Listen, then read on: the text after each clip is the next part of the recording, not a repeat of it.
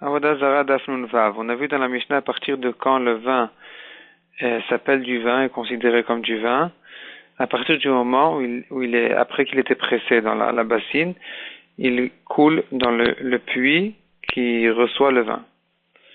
La Gemara ramène encore deux étapes qui sont considérées comme l'étape qui le rend du vin, et on les a trouvées à propos non pas de Yain Eser, mais à propos du Maaser, puisqu'à partir du moment où le fruit ou l'aliment a été nigmera melarto, c'est-à-dire qu'il a été terminé, à partir de ce moment-là, il est chayav de maaser, on n'a pas le droit de le manger avant de prélever les maaserot.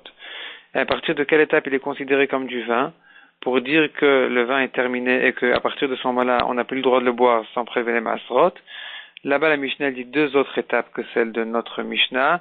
Une étape, c'est à partir du moment où le vin, où les pépins flottent sur le vin et que le vin s'est reposé dans le puits. Et deuxième étape, dit Rabbi Akiva, il est relègue sur les Chachamim et dit que l'étape qui le rend du vin, c'est l'étape où on sort le vin du puits pour le rentrer dans les tonneaux. Donc, est-ce que ici, on dirait qu'il y a trois étapes, trois avis? Selon Rava, effectivement, il y a trois avis. Rava qui fait pas de différence entre Yain Eser et Maasrot.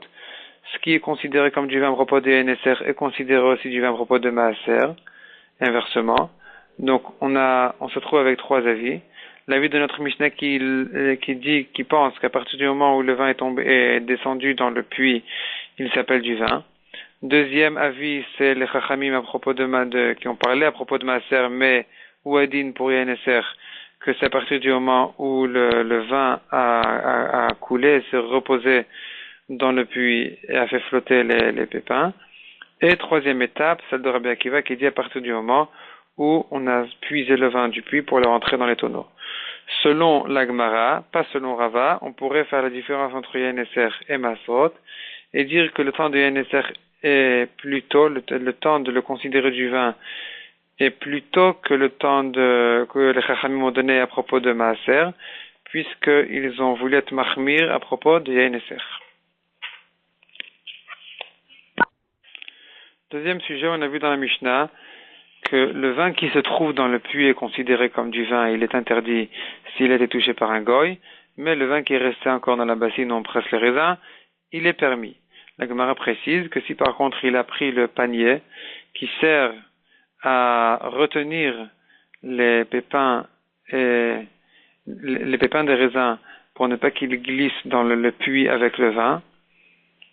Donc, si la personne a pris le panier, elle a renversé avec les raisins, là où se trouvent les raisins, là, il interdit aussi les raisins qui se trouvent, le vin, le liquide qui se trouve dans la bassine. Pourquoi? Puisque ce qui se trouve dans le panier est interdit.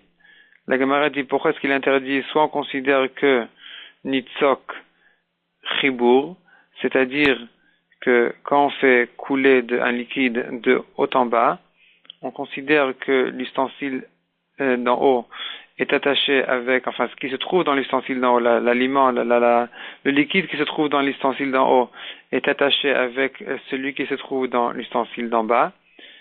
Ça c'est un avis. Soit on considère qu'ils ne sont pas attachés, et donc effectivement en bas c'est Yain Eser, mais en haut c'est permis. Mais si on pense comme ça, il faudrait ici répondre, expliquer pourquoi est-ce que ce qui se trouve dans le panier est interdit. Il s'agirait d'un cas où le vin et le niveau du vin dans le puits est monté, a dépassé le niveau donc la hauteur du panier, et le vin est commencé à rentrer déjà dans le panier, par en bas, et donc ce qui se trouve dans le panier a été interdit. Troisième sujet, la Gemara demande est-ce qu'on a le droit de presser des raisins avec un goy? La Gemara raconte qu'il y avait un garçon de 6 ans qui étudiait Masechet Avodah Zarah, à qui on a posé cette question, et il a dit si ses mains sont attachées, et donc le goy ne peut pas toucher le vin avec ses mains, il est permis de l'utiliser pour presser les raisins avec, et on ne considère pas que le pied peut faire un issour. La Gemara raconte une histoire qui s'est passée comme ça. Effectivement, il y avait donc un juif et un goy qui ont pressé les raisins en même temps, et la Sheila est arrivée chez Shmuel, qu'il y a eu un safek à propos de ce vin-là, quel est le din? La Gemara explique quel était le safek de Shmuel, et ici la Gemara ramène une machloket qui se trouve dans Daf Samer, et il y a 3 avis dans cette machloket-là, à savoir un goy qui a touché le vin sans penser de Avodah Zara, est-ce que le vin est interdit ou pas? Selon Rabbi Nathan, s'il a touché avec la main, le vin est interdit même Be'ana'a, on n'a même pas le droit de le vendre. Selon Chachamim, puisqu'il n'a pas eu d'intention d'Avodah Zara, de Nissour d'Avodah Zara, le vin peut être vendu. Selon Rabbi Shimon, on peut même le boire, puisqu'il n'a pas eu d'intention d'Avodah Zara. Si par contre il a touché le vin avec le pied, Rabbi Nathan est d'accord avec Chachamim que le vin n'est pas interdit à être vendu, on peut le vendre. D'après Rabbi Shimon, on peut même le boire.